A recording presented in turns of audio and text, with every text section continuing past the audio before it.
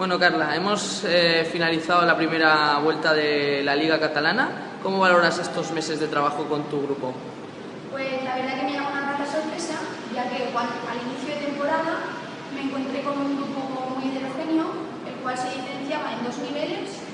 Había unos que llegaban nuevos a nuestro deporte, con un nivel de natación clásica un poco bajo, y el otro ya el grupo de competición, el cual me ha facilitado mucho las cosas, ya que es un grupo que no tengo que estar encima de ellos, que ellos mismos se exigen, quieren trabajar, y me han dado la facilidad de estar más con el otro grupo, el cual ya tiene un buen nivel de crawl, empieza a dominar los virajes y he podido ya empezar a implantar el tubo, que es algo importante e imprescindible en nuestro deporte.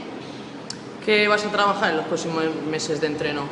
Pues ya que empiezan a dominar toda la técnica, voy a empezar a implantar un mayor nivel de volumen de metros en los dos grupos. Unos van a hacer más natación clásica, vamos a incrementar el volumen, y el otro vamos a incrementar el volumen de la monoleta.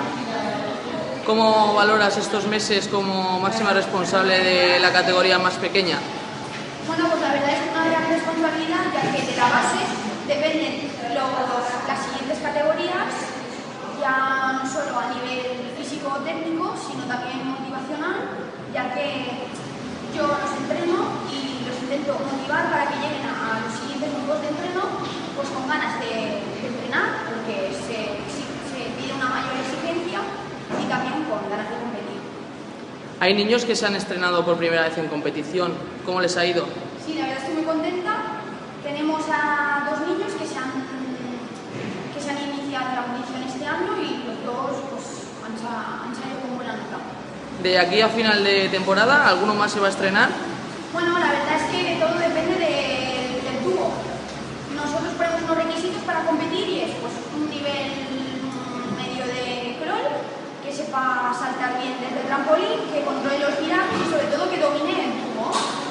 Se están adaptando y lo único que les queda es el viraje con el tubo. Quien supere la prueba, pues bienvenido a las competiciones.